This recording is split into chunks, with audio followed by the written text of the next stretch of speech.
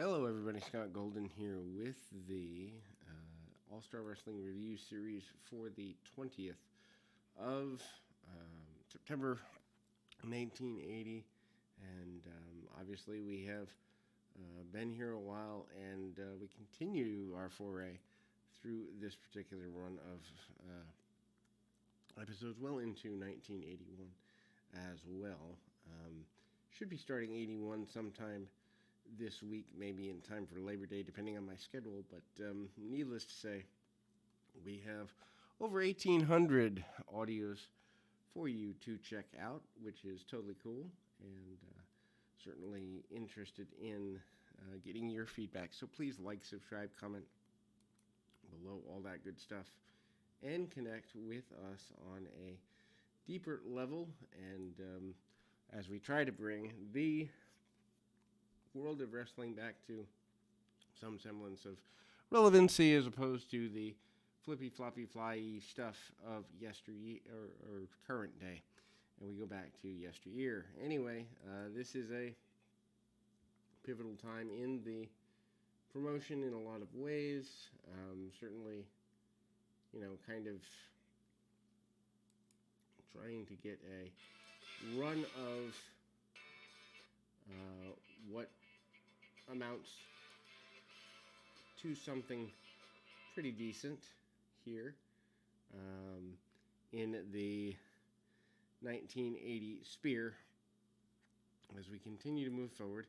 Again, we open with the hosted by Vince McMahon and included Wild Samoans versus Rick Martel and Dominic DeNucci Tag Team Title Semifinal Match from the 9/13/80 Championship Wrestling Show. Not really much into why this match was aired here. It's weird. Championship Wrestling certainly has a history of trying to at least get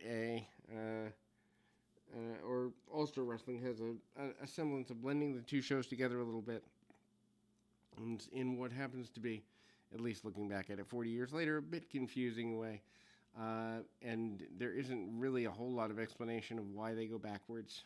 Maybe I think it's to fill time on the program. Anyway, we open out with the aforementioned Dominic DeNucci and Tony Garea spot for the... It's certainly a good endorsement of Martel in the sense that he is being paired with DeNucci, who has a history of being a champion in the area, tag team champion. Of course, Lou Albano on the outside of the ring, keeping his guys low to the ground, so to speak, and trying to monitor them going forward as best he can. DeNucci kind of in there with one of the Samoans, not exactly a amazing run there, but some shots and a missed punch by the Samoans leads to miscommunication, and Lou Albano has to kind of wave off the Samoans fighting with each other. DeNucci takes the majority of selling for the first couple of minutes here, falls back into his corner, goes for a tag, and Martel reaches in, tags himself in, and eventually kind of fires up a little bit. DeNucci comes back in and gets caught in a front face lock that doesn't exactly look terribly pleasant, but manages to do what he can where he can as far as things are concerned. And Martel chokes around really aggressively as the Samoans were trying to cheat beforehand. Martel, wanting nothing to do with this, takes him over and manages to go right at them with a little bit more aggression than some would recommend, although honestly Martel manages the arm bars and basics along the way here, and arm locks, wrist locks, and the like. Martel kind of gets cast, I guess you'd say, to the outside a little bit, but a last-minute win for the Samoans kind of keeps things going their way, and Captain Lou is certainly happy with that. We go to the next in the series of matches.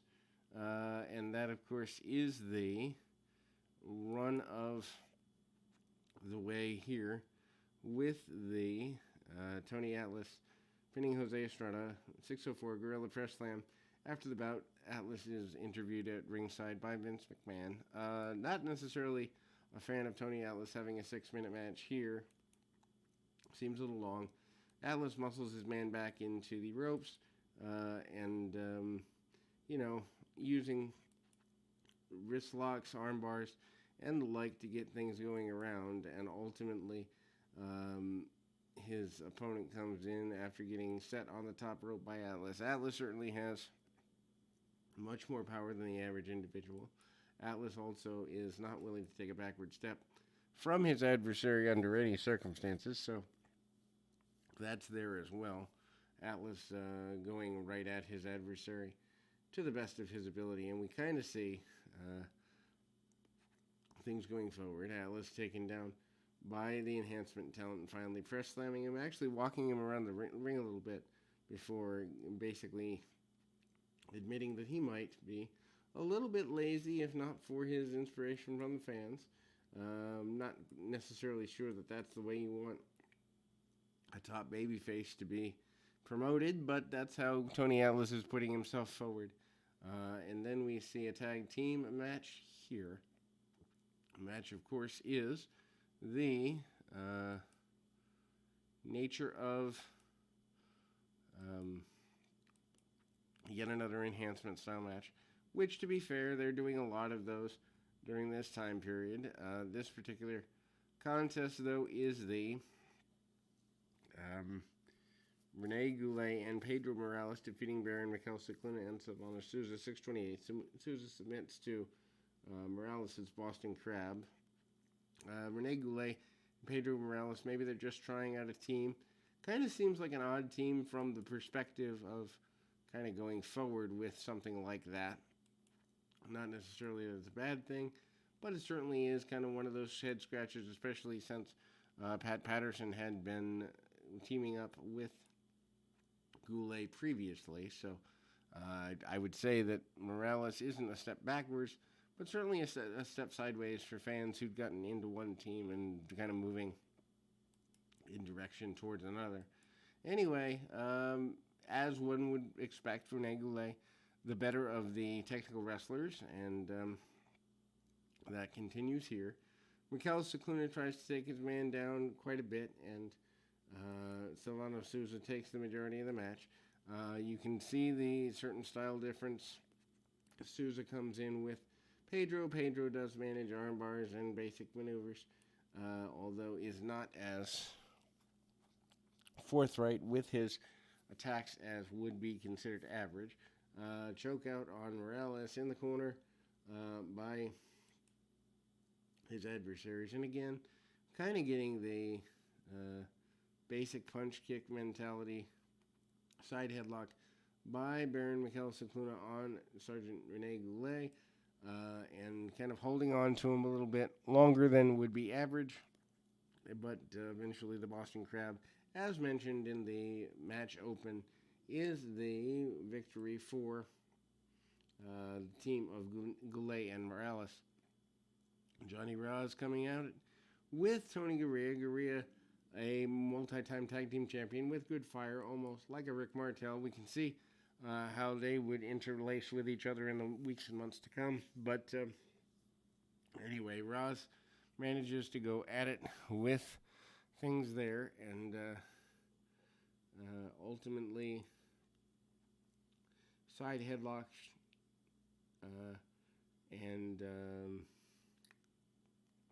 we see Tony Garea taking the man over and ultimately managing to maintain control. Roz trying to hit cheap shots using foreign objects and every advantage he can get, although he doesn't really seem all that interested in trying to do anything other than get an advantage quickly. And then you see Big Bag drop up into the lights, and eventually we see the victory for Tony Garea. Then we see final match of the day, Hulk Hogan again out here, kind of being paraded around by Freddie Blassie. He's got About 4 minutes and change for a handicap match.